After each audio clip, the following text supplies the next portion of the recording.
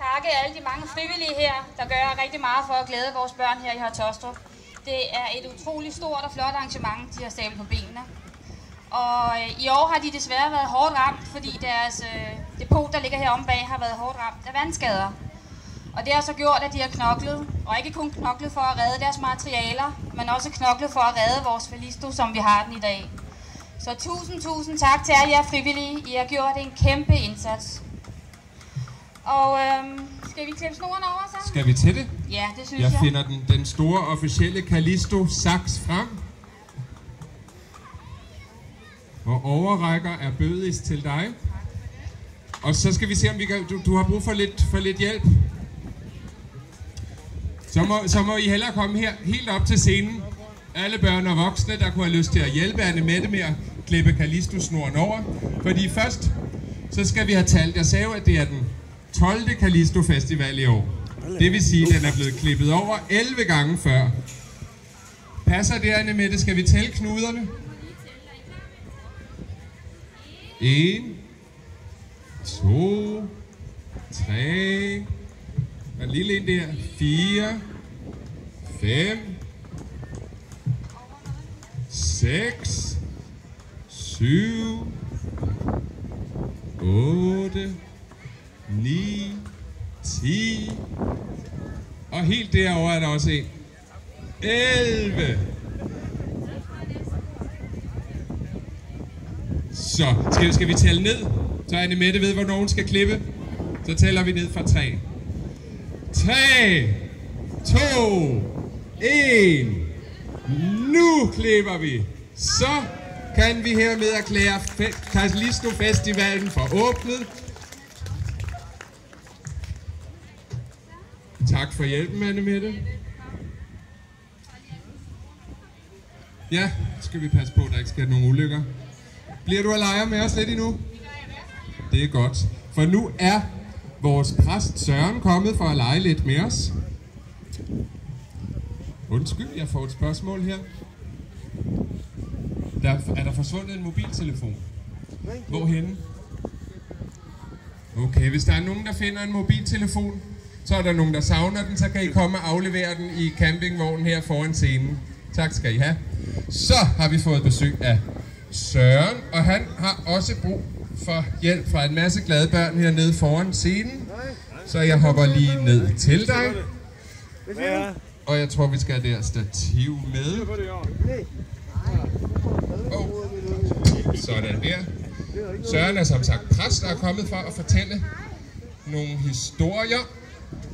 Så. Ja, det er jeg da i hvert fald. Og hvad er du kommet for at fortælle os i dag? Jamen ved du hvad, noget af det, som jeg godt kan lide ved Callisto, det er, at her der kan alting lade sig gøre. Det er nemlig rigtigt. Her kan man lege lige, hvad man vil, og her kan alt lade sig gøre. Man kan lege lige, hvad man vil, og lige meget, hvad man spørger dig, eller Junker, eller Mælkebøtte om, så sker det bare. Hvad er det så, du vil lege med os? Jamen det er fordi, at jeg vil gerne fortælle en rigtig speciel historie i dag. Fordi jeg synes, det her Callisto, det er lidt noget, der var langt herude, ikke også? Jeg synes, der var langt herude. Jo. Og det er altså noget andet, end det plejer at være. Og jeg tænkte, bliver det overhovedet et rigtigt Callisto? Eller bliver alle børnene bare hjemme? Nej, er I blevet hjemme? Nej, de er jo lige der. Børnene er nemlig kommet hele vejen herud, så selvom vi er et helt andet sted, så er det alligevel Callisto. Ja, jeg kunne næsten ikke finde det, men det var godt, jeg fandt det. Og det fik mig til at tænke på noget i Bibelen. Fordi i det gamle testamente, så går de også nogle gange rundt, og kan ikke altid helt finde ud af, om de så også, om Gud han også er alle de andre steder. Nå, og det vil jeg også, gerne fordi fortælle en historie om. Men ikke. Og den historie, der skal man bruge en ørken. Så vi skal lige have skaffet en ørken. Kan vi trylle en ørken frem, Søren?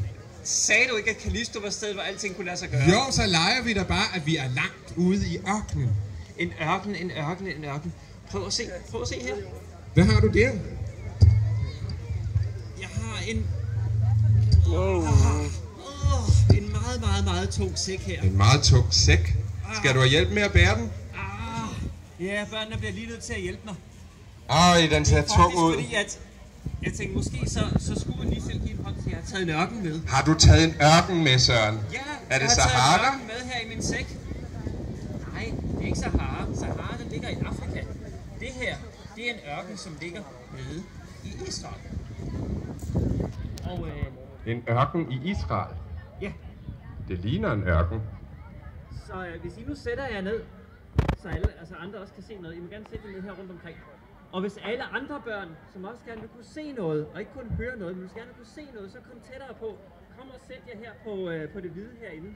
Fordi Nu skal vi vandre igennem ørkenen med præsten Søren, så I må hellere komme tættere på scenen her. Ja, så kom herhen, fordi så er det nemlig en historie, som faktisk handler på en måde lidt om det samme som med Callisto, og i hvert fald om noget med Gud. Det lyder spændende. Ja, jeg tror godt, man må røre sandet, men måske er det varmt. Ørkensand kan være meget varmt. Man må godt lige prøve at mærke det, men ellers Ja. vil jeg gerne have pladsen til at fortælle historie, for hvis alle sidder oven i sandet, så er der ikke nogen, der kan se det til sidst. Skal vi, eller vi kan sætte mikrofonen i stativ. Du skal sidde ned. Sådan der.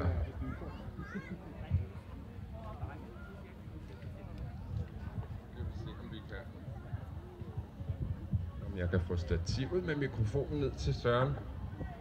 Sådan der.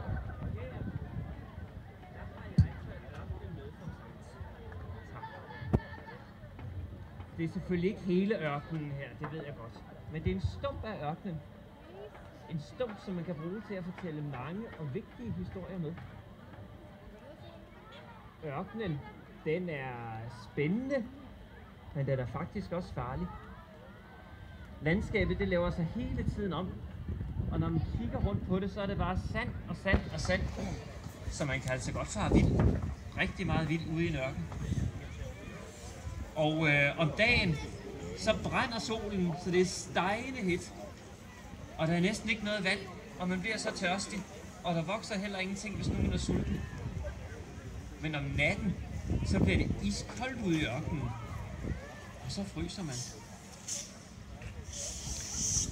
Ørkenen, der går man faktisk ikke ud for sjov.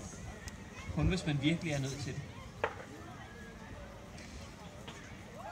En gang, efter der havde været en meget stor oversvømmelse, så begyndte folk at bosætte sig rundt omkring i verden igen. Og når de skulle finde et sted at bo, så satte de sig ikke ud midt i ørkenen. Så boede de langs med floderne, for så var der vand. Og det startede med at være små bopladser, og så blev det til store byer nede ved floderne. En af byerne, en af de rigtig store byer, den hed Ur. En anden, den hed Karan. I Ur, der troede de på alle mulige forskellige guder. De troede, at der var en gud i blomsterne, og der var en gud i træerne, og der var en gud i himlen, og der var en gud nede i jorden, og mange forskellige guder for alting. Men der var en familie, som troede, at der var måske en gud, som var alle de der steder. Abraham, som til en start hed Abraham, Står i pølseboden. og Sarai, de hørte til Over ved hegnet. i den familie og boede i den by. Det er i hvert fald det, hun hører til. På et tidspunkt så blev det sådan, at de skulle flytte. De skulle flytte hen til den anden by her, som hedder Karan. Så de tog alle deres husdyr og ting og sager, og så begav de sig ud på rejse. Det tog lang tid, for det var ikke kun dem selv. Dyrene, de skulle også ned til at drikke, og så skulle de have lov at spise af græsset. Og når det blev nat, så slog de deres telt op, og så sov de, og så gik de videre næste dag. Men til sidst, så kom de frem til den nye by. Udmattede efter rejsen. Nogle gange, mens de var her, så gik Abraham ud i ørkenen, hvor han sådan kunne være lidt alene, og så stod han og kiggede ud over alt sandet. Og når han stod der, så kunne han mærke, så var det som om, at Gud ligesom sådan kom helt tæt på ham. Og han kunne stå der og snakke lidt med Gud. Og nogle gange mærkede, hvad Gud ville have, han skulle gøre. Og en dag så følte han, at nu skulle de altså rejse videre. Karan, det var ikke rigtig byen for dem. De var nødt til at fortsætte deres rejse. Så en gang til samlede de alle deres ting, og så rejste de. den her gang rejste de videre ud i ørkenen, der hvor der slet ikke engang var nogen flod.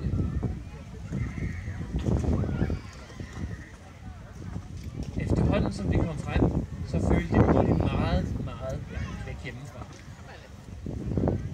Men Abraham, han bad til Gud.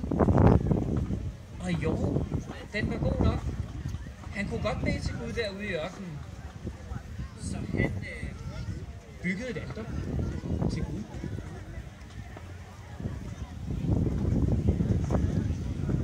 Så rejste de videre. De kom til et sted, der hed Betel. Og han prøvede igen. Kunne man bede til Gud herude? Ja, det kunne han da godt. Og han byggede et alter til. For han var ved at finde ud af, at lige meget hvor de boede og hvor de flyttede hen, og selvom de aldrig havde været der før, så var Gud jo over det hele. De rejste videre, og til sidst så kom de derhen, hvor de skulle bo. De kom til en lund, der hed Mamres Hege, og der boede de og blev gamle. Abraham, han gik stadigvæk nogle gange ud i ørkenen og mærkede, hvordan Gud kom tæt på. Og han ligesom kunne fornemme et eller andet. Og en gang, da han stod derude en aften og kiggede op på alle stjernerne, så var det som om Gud han sagde til ham, du skal nok få nogle børn. Ved du hvad, dine efterkommere, de skal blive lige så mange som alle stjernerne på himlen, eller som alt sandet her i ørkenen. Det var da meget rart, tænkte han, for han havde ikke nogen børn, og han savnede altså virkelig at have børn. Men han vidste ikke helt, om han havde hørt rigtigt, for de var ret gamle. De var altså meget gamle, Abraham og Sara, hvis de skulle være forældre. Men en dag, mens han sad i sin teltåbning, så ude fra ørkenen, så kom der 3 mænd gående.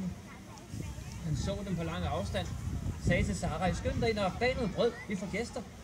Så hun bagte brød og fandt alt muligt kød frem, og de satte på bordet, de spiste og snakkede, og de 3 mænd sagde, når vi kommer tilbage næste år, så har Sarai en dreng.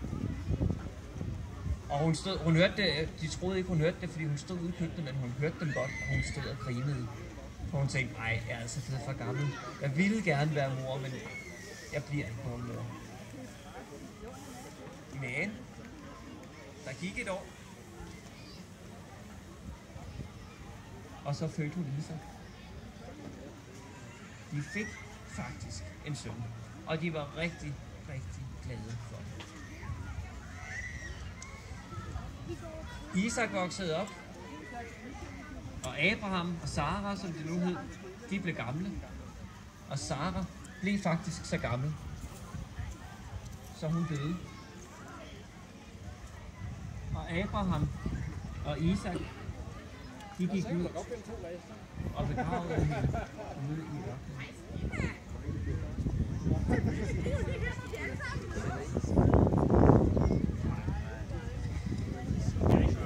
Abraham, han var rigtig ked af det. Han savnede hende virkelig. Men han vidste, at der var noget meget, meget vigtigt, som han måtte gøre. Han måtte skaffe Isak en kone. Så han sendte sin tjener afsted tilbage til nogle af de steder, de havde boet før, for at lede efter, om der var nogen, der ville slutte sig til deres familie. Og da tjeneren kom her tilbage, hvor Abraham havde fødsel, så mødte han en pige, der hed Rebekka.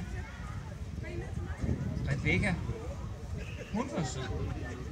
Hun hjalp ham med det samme med at få noget vand til hans dyr, som var udmattet efter rejsen, og hun tog ham med hjem og snakkede med hendes familie, og de spiste sammen. Og han fortalte, hvorfor han var kommet, for at finde en kone til Isak. Og Rebekka, hun ville gerne med. Hun tog med tilbage. Og Isak, han så dem på lang afstand. Han løb ud, nysgerrig efter at møde, hvem var det, der kom nu. Og Isak og Rebekka, de giftede sig.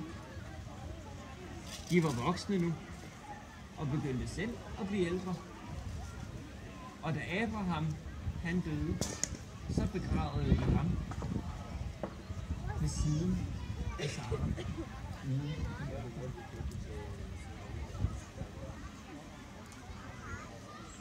Og Abraham, det løfte, som han havde fået den dag ude i ørkenen, om at der skulle blive masser af efterkommere, det løfte, det gik i opfyldelse.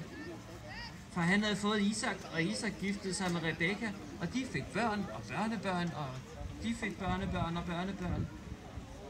Og sådan blev der flere og flere mennesker over hele jorden, som troede på Gud, og som havde lært, at man kunne bede til Gud alle steder. Han var jo ikke kun et sted. Det var historien.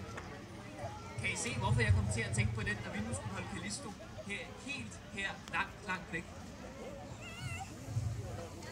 Det var i hvert fald det.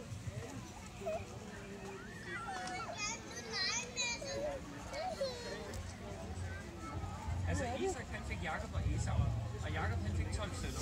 Det blev stammen